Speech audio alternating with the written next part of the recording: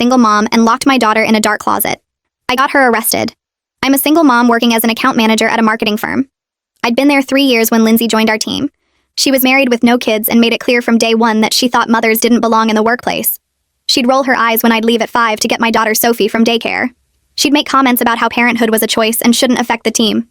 During my first presentation after she joined, Lindsay interrupted to ask if I'd prepared it myself or if I was too busy with mommy duties. Our manager, Erin, just laughed uncomfortably. She started telling clients I might not be available for projects because of childcare issues, even though I'd never missed a deadline. She'd schedule important meetings at 4:45, knowing I had to leave at 5 for daycare pickup. When I'd ask to dial in, she'd say physical presence showed commitment. One time Sophie got sick at school and I had to leave early. Lindsay sent an email to the whole team about how some people use their kids as excuses to skip work. She actually created a spreadsheet tracking every time I left for anything child-related and presented it at our quarterly review. Erin said it showed initiative that Lindsay was monitoring team productivity. She started leaving parenting articles on my desk about the damage working mothers do to their children. She told the interns I only got promoted because the company needed to meet diversity quotas for single mothers. She'd loudly take personal calls about her amazing child-free vacations while staring at me. She actually asked Erin why the company wasted benefits on dependents when that money could go to bonuses for employees without kids. Then came, take your child to work day. The company encouraged everyone to participate. I brought Sophie, who was 5 and excited to see mommy's office. She had her little backpack with coloring books and sat quietly at my desk while I worked. Lindsay walked by and told Sophie that her mommy was selfish for making her sit in an office instead of playing with friends. Sophie asked what selfish meant. Lindsay said it meant caring more about money than your child. I told Lindsay to stop, but she said she was just being honest with the kid. During lunch, I took Sophie to the break room to eat. When we came back, Lindsay had moved all my files to say I was being unproductive having a child present. She complained to Erin that Sophie's presence was disruptive even though Sophie hadn't made a sound. Erin asked if maybe I could have Sophie sit somewhere else.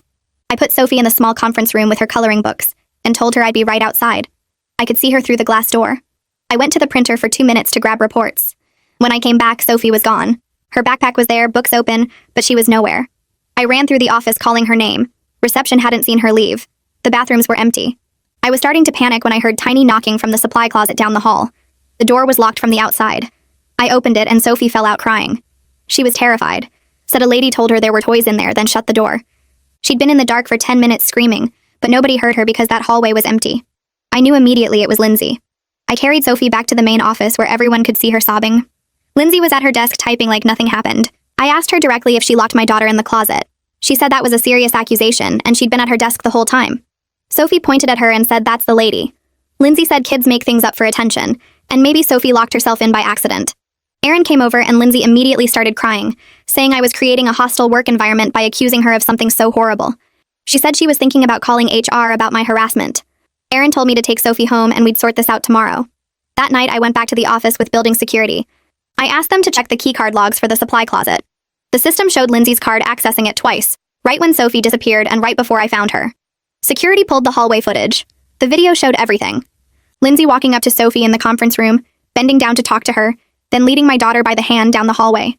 She swiped her keycard at the supply closet, opened the door, pointed inside like she was showing Sophie something interesting, and the second my baby stepped in, Lindsay pulled the door shut and walked away.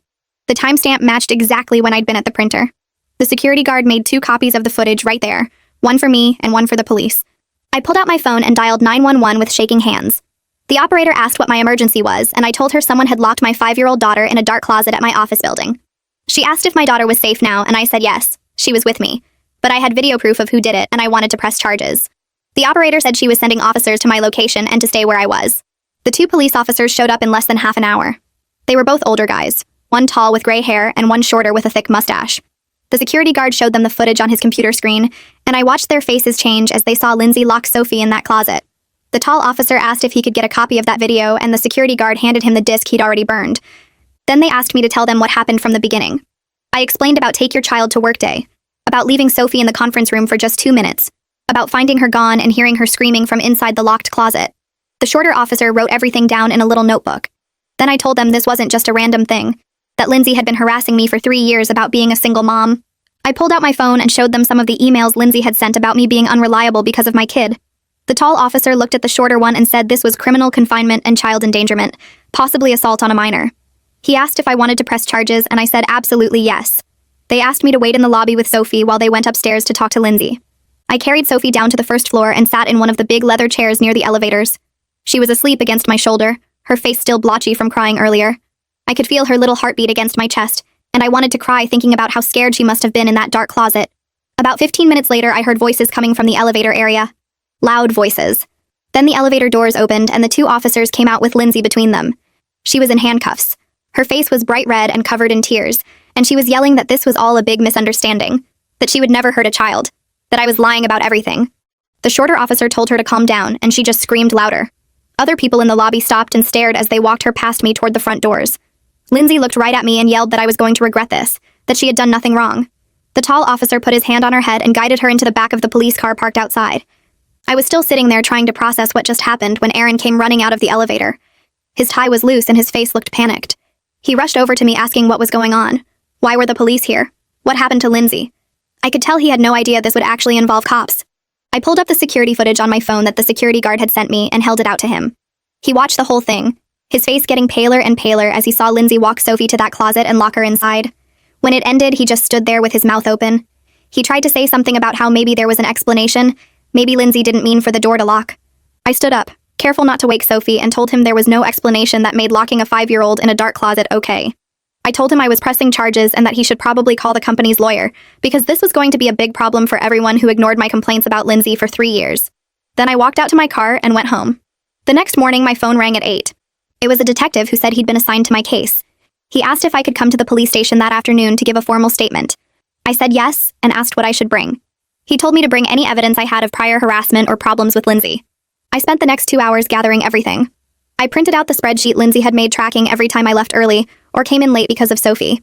I printed all the emails where she told clients I might not be available for projects. I took screenshots of the messages she'd sent to the interns about me only getting promoted because of diversity quotas. I put it all in a folder and drove to the station. The detective was a middle-aged guy with kind eyes who introduced himself and led me to a small interview room. He had me sit down and tell him everything from the beginning. I went through the whole 3 years. Every comment Lindsay made, every meeting she scheduled at 4:45, every article she left on my desk about bad mothers. He listened and took notes and didn't interrupt. When I finished, he asked if there were other people who witnessed Lindsay's behavior toward me. I gave him the names of the receptionist who sat near our desks and heard Lindsay's daily comments. I gave him the names of the 2 interns Lindsay had talked to about me. He wrote all of it down and said this was really helpful because it showed a pattern of behavior that led up to what happened to Sophie.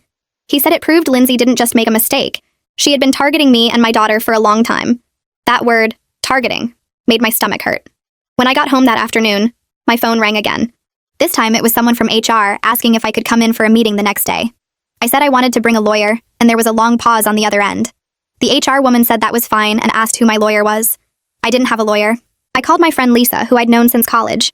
She was a lawyer, but she did contract law, not criminal stuff. I told her what happened, and she said she would come to the meeting with me anyway. She said what happened to Sophie was horrible, and she wasn't going to let the company try to cover it up or push me out. The HR meeting was in a conference room on the 3rd floor. The HR representative was a woman in her 50s who looked really uncomfortable. She had the police report in front of her and a laptop showing the security footage. Lisa sat next to me and introduced herself as my legal representation. The HR woman asked me to walk through what happened on Take Your Child to Work Day. I did, keeping my voice steady even though I wanted to cry thinking about Sophie trapped in that closet. When I finished, the HR woman said the company took this very seriously, and they were conducting their own investigation. Lisa leaned forward and said that was good, but they needed to understand the company was liable for allowing 3 years of documented harassment to continue. She pointed out that I had filed complaints about Lindsay multiple times and Aaron had dismissed all of them. The HR woman's face went even more uncomfortable, and she admitted they had documentation of my previous complaints in my file. She said those complaints had been reviewed by management and deemed not serious enough to warrant disciplinary action. Lisa asked her if she thought locking a child in a closet was serious enough now. The HR woman cleared her throat and said the company was taking immediate action. She told me Aaron was placed on administrative leave while they investigated his handling of my complaints.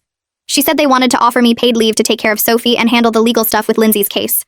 Lisa asked about therapy costs for Sophie, and the HR woman said they would cover that too. Lisa pulled out a document she'd prepared and slid it across the table. It was a written agreement that the company wouldn't retaliate against me in any way for pressing charges against Lindsay or for any statements I made during the investigation. The HR woman said she needed to have their legal team review it, but she thought they could agree to those terms. 3 days later, I got a call from the prosecutor's office telling me Lindsay's arraignment was scheduled for that afternoon. I asked if I needed to be there, and the prosecutor said it would be helpful but not required. I went. I sat in the back of the courtroom and watched Lindsay stand in front of the judge in an orange jumpsuit. Her lawyer was a young guy in a cheap suit who argued that Lindsay never intended to hurt Sophie, that she was just trying to play with her and didn't realize the door would lock automatically. The prosecutor stood up and pointed out that the key card logs showed Lindsay used her access card to open the door, which meant she knew it required a key card to open from the outside.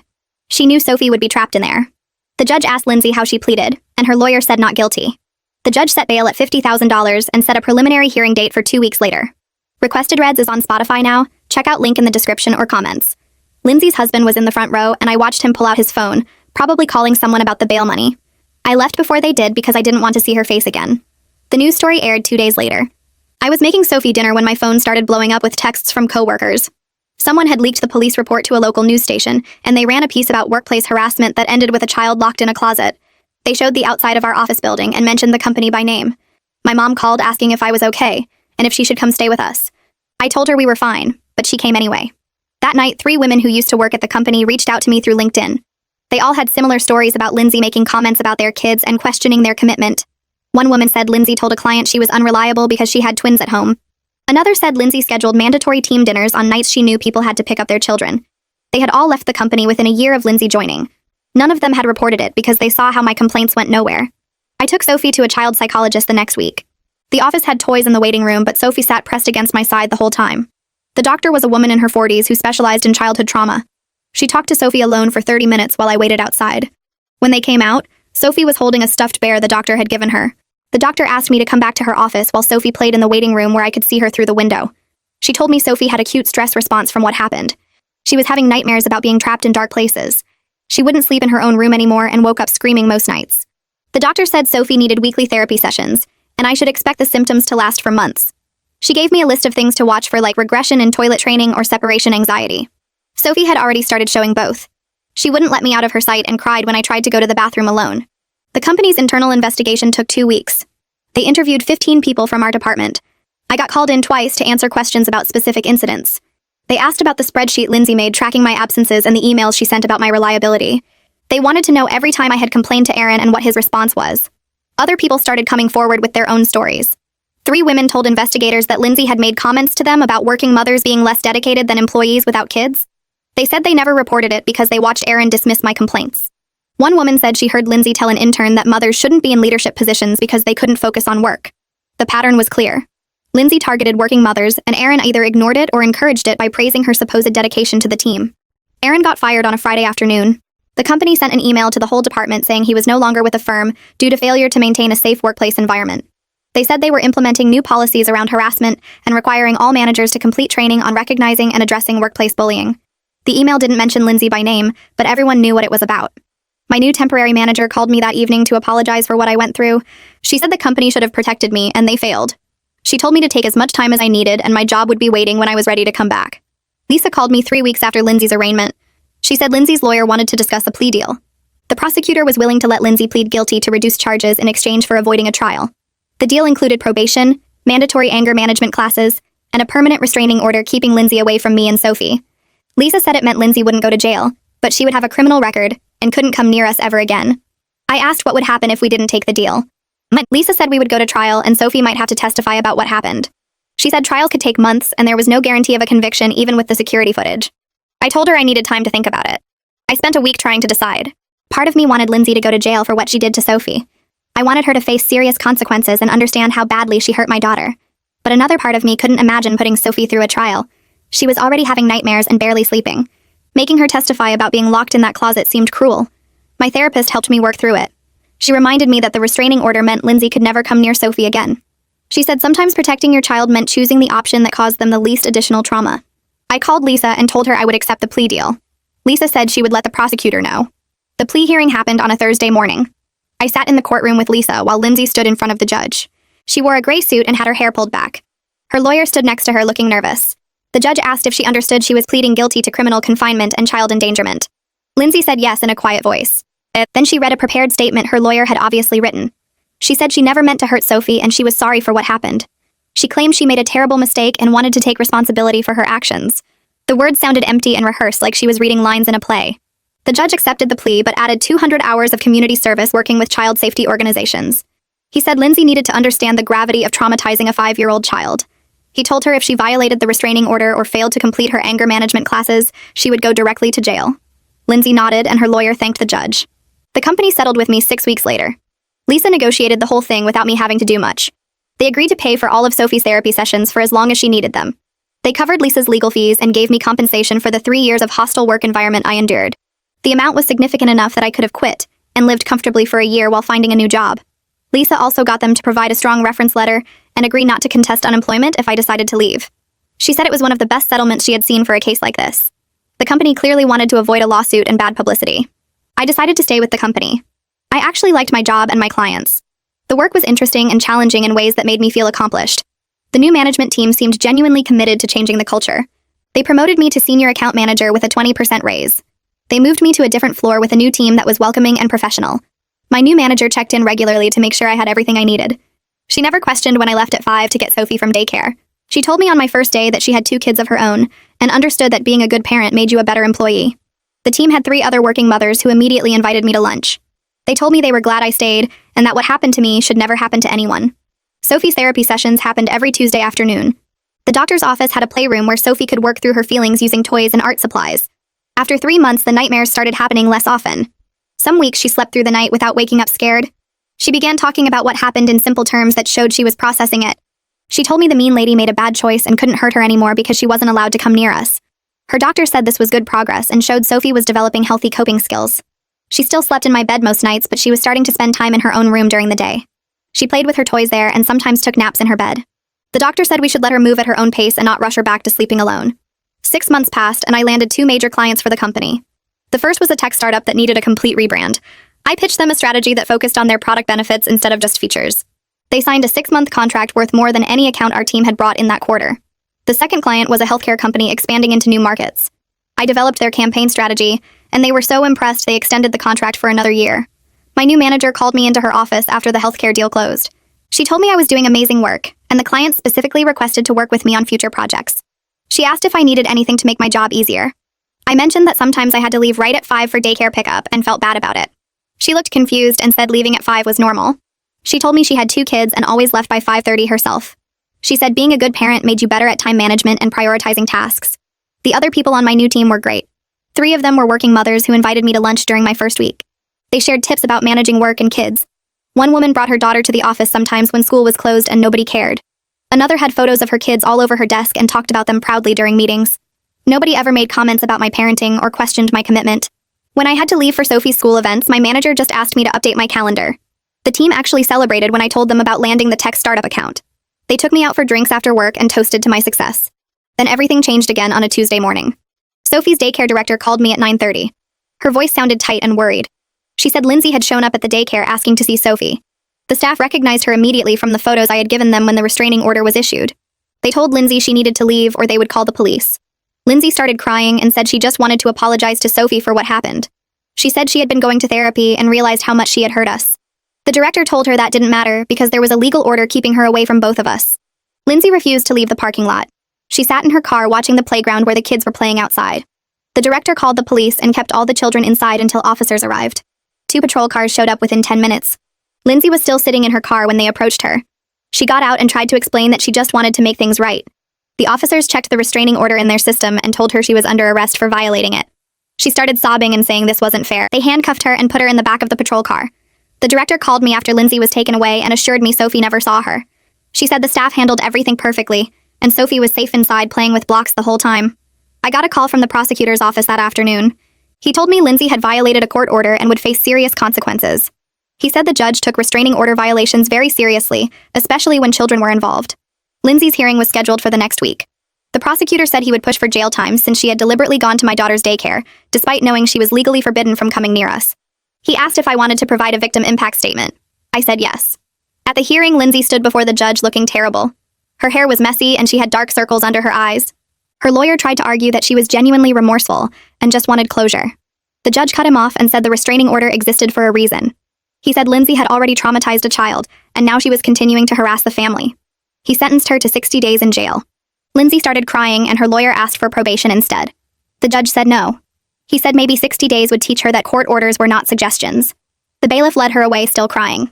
I felt relieved watching her go. She had finally faced real consequences for her actions. The company reached out to me a month later about developing new workplace policies. They wanted my input on preventing harassment and creating a better environment for working parents. I met with the head of HR and 2 executives. They asked me to describe everything that had happened with Lindsay and what warning signs were missed. I told them about the 3 years of comments and how my complaints were dismissed. I explained how Aaron had actually praised Lindsay for tracking my parenting-related absences. They looked uncomfortable hearing all of this laid out. The HR director said they wanted to make sure nothing like this ever happened again. They asked if I would help write new policies around harassment reporting and family-friendly scheduling. They also wanted me to train managers on recognizing subtle discrimination patterns. I agreed because I didn't want any other parent to go through what I had experienced. We spent weeks developing the new policies. They included mandatory harassment training for all employees. Managers had to document any complaints immediately, and HR would investigate within 48 hours. The company also implemented flexible scheduling options for parents and stopped scheduling important meetings after 4:30. They created a clear process for reporting discrimination with multiple channels so people didn't have to go through their direct manager. I led the first training session for managers, and it felt good helping create real change. A year after everything happened, Sophie started kindergarten. She walked into her classroom confidently on the first day and barely looked back at me. Her teacher said she was doing great and made friends easily. The nightmares had stopped months ago. She slept in her own bed now and talked about the closet incident like it was something that happened a long time ago to someone else. Her therapist said she had processed the trauma in a healthy way and didn't need regular sessions anymore. At work, I was considered for a director-level position. My manager nominated me and said my client work and policy development made me a strong candidate. The interview process would start next month. Sophie and I had a routine that worked. I picked her up from the school at 3, and we spent afternoons together doing homework and playing. Some evenings we went to the park or got ice cream. Weekends were for adventures like the zoo or children's museum. I had learned that protecting her and standing up for myself was the most important thing I could have done. Our life was genuinely better than it had been before Lindsay joined our team. Sophie was happy and confident. I had a job I loved with people who respected me. Everything had worked out better than I could have imagined back when I was enduring Lindsay's daily harassment. Standing up for myself and my daughter had changed both of our lives for the better. So yeah, that happened. I don't even know how we got here, but thanks for sticking around. This honestly feels more like a late-night chat than a video.